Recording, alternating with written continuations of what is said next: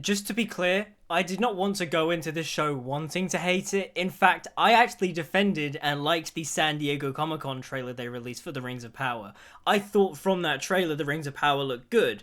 And so, at the time of this recording, there has been 3 episodes of The Rings of Power released. And I'm sorry, this show is just incredibly boring. In these 3-hour-long episodes, barely anything has happened in the story of The Rings of Power. Like, that is 3 hours worth of television. That is pretty much the length of the theatrical cut of The Lord of the Rings, The Fellowship of the Ring. And barely anything has happened in the main subplots of the show. In the Galadriel storyline, what? She believes Sauron is back. People are just like, Galadriel, there is no Sauron. Go to the Grey Havens so you can, rest and be at peace. And then she decides not to go to the Grey Havens. She spends the whole of episode 2, floating on this shipwreck, and then basically ends up being rescued by the Men of Numenor.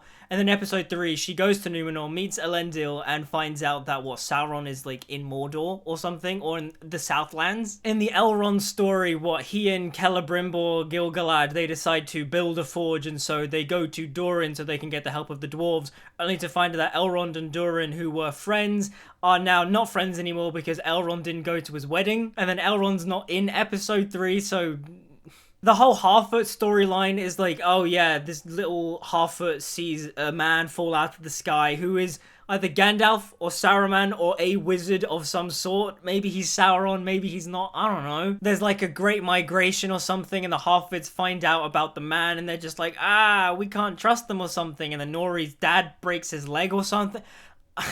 And then in the Arondir subplot, it's he's in love with this woman who has a son, and that boy ends up picking up a Morgul blade or something, and then Arondir is captured by orcs, and he's put in this slave camp. He's forced to cut a tree, and a bunch of the men or elf friends he has will die, and he's no. Nothing about the main story so far is very interesting. In fact, the only thing I actually kind of find somewhat intriguing is Elendil, but that's mainly because I like the actor portraying him. But other than that, most of the story, most of the things that are happening on screen is either just really slow or really boring. The characters do things that are just incredibly contradictory, and it's why did they do that? For example, Galadriel jumps off the ship that heads towards the Grey Havens and tries to swim all the way back to Middle-earth. But then in episode 3, when she's confronted by the Númenóreans, she's just yes, I was rescued by Halbrand, and if I wasn't, I most likely would have died. And it's kind of so if you knew the swim back to Middle-earth would have resulted in your death, why did you jump off the boat back to the Grey Havens? You could have just sailed back to Middle-earth from the Grey Havens. That wasn't closed. The writing as well just isn't very good. The stone metaphor was just silly. When young Galadriel talks to her brother Finrod, and he's just oh, why does a stone sink and then a boat floats? Was because the stone only sees downward and the boat sees upwards towards the light. But then Galadriel's just yeah, but the light also is reflected off the water, so... And then Finrod's kind of just oh yeah, that, shut up, I'm not gonna be here forever, whatever, shh, Galadriel, shh. And that's the problem with most of the dialogue in the show, is that for the most part, it just seems like they're trying to capture the poetic way Tolkien and Peter Jackson wrote, but they're failing to do it because most of the poetic dialogue doesn't really make any sense. People have tried to defend the show so far, calling it a slow burn, but realistically, this is not a slow burn, just nothing is happening. The pilot episode of Game of Thrones in season 1 is a slow burn. It's a slowly paced episode, but by the end of it, you have Bran being pushed out of the tower by the Lannisters. You have Ned Stark being offered the position of Hand of the King by Robert Baratheon because Robert Baratheon doesn't trust his council. You have the setup of Jon Snow wanting to go after the Night's Watch with Uncle Benjen. You have Daenerys Targaryen being sold by her brother Viserys Targaryen to Khal Drogo so he can amass an army of Dothraki so he can sail across the narrow seas and reclaim the Iron Throne for himself. Jon Snow and Tyrion Lannister meet and they form their friendship, never forget what you are, bastard, the rest of the world will not. And then you also have the lingering mystery of who poisoned Jon Arryn. Was it the Lannisters? Is Ned Stark in danger if he goes to King's Landing? But in the Rings of Power episode 1, aside from the fact that Galadriel does this quick little expositional dump backstory about Sauron and Morgoth,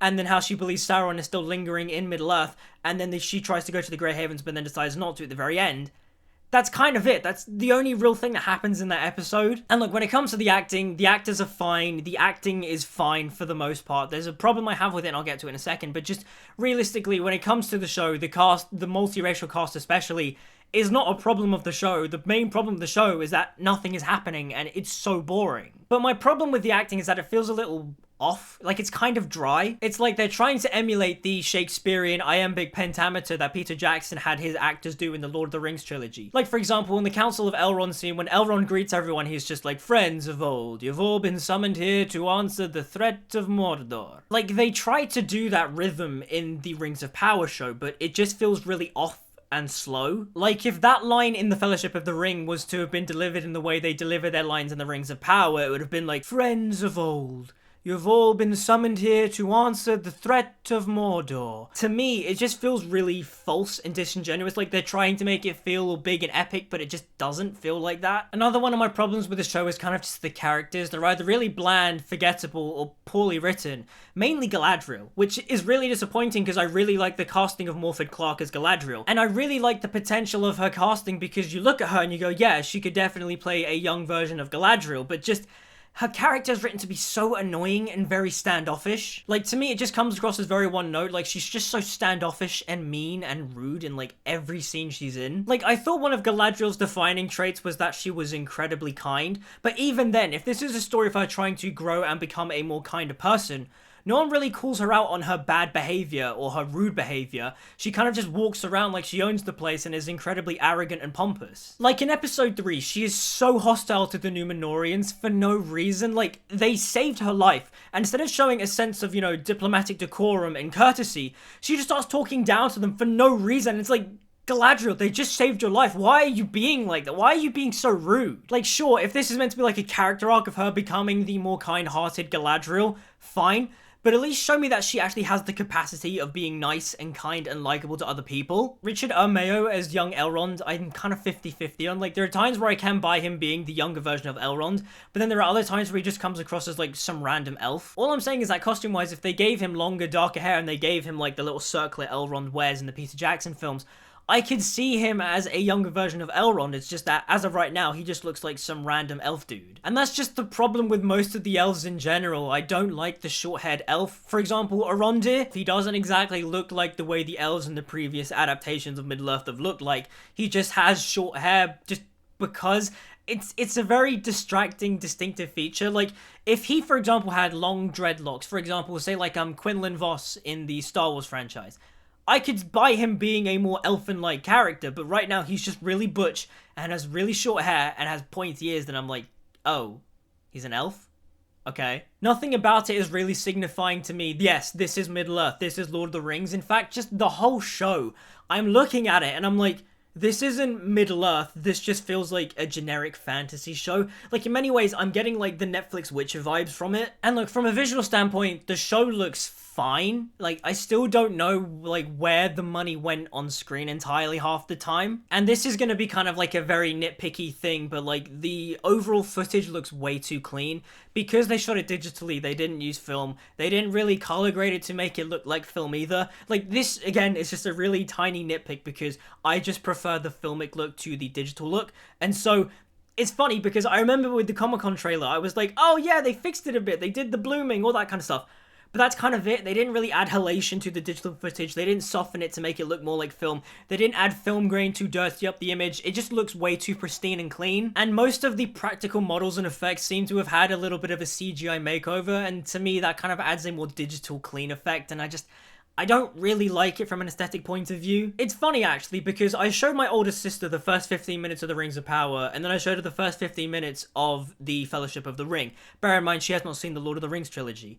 And she immediately went, oh yeah, the Lord of the Rings films are so much better because there's actually an actual atmosphere to the way it's presented on screen. She also said they look more gritty and lived in as well, which yeah, that's just true. And that's the thing with The Rings of Power, it's like the first 15 minutes is the most interesting bit, but even then, it's kind of like pointless too, because like whilst we get to see Finrod in a battle, the battle's kind of like visually the battle looked kind of cool in terms of scale wise, but what Finrod is doing, he's kind of just like flailing around just being like ah. I get what they're trying to do. They're trying to do like the whole like, oh yeah, this is the last epic showdown, he's being overwhelmed, all that kind of stuff, but they make Finrod just look like such a wimp. He's just going like ah, when it's like, you know, I've seen this scene in The Hobbit, for example. When Thorin fights Azog the Defiler, it's pretty much like a similar scene, except for just it feels more epic and cool because they actually have a Thorin act like a, you know, warrior. He's not like running around just being like, ah! Like, sure, he's like running around like screaming in anger and pain and stuff, but he looks cool doing it. Finrod's just like running around just being like, what am I doing?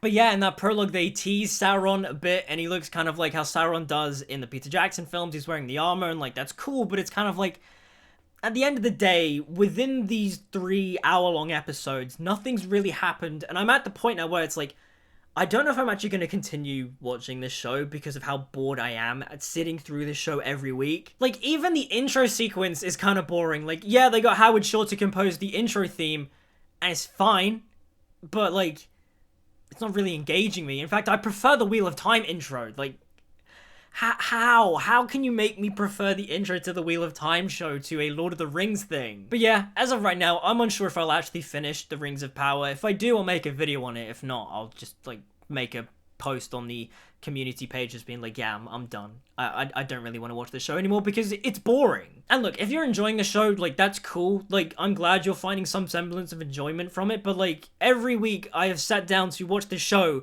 and I've just been bored. I didn't care. But those are just my thoughts on the Rings of Power. What are yours? Let me know in the comments down below. Like, subscribe, follow me on social media, all that good stuff. Until we meet again, see you guys next time.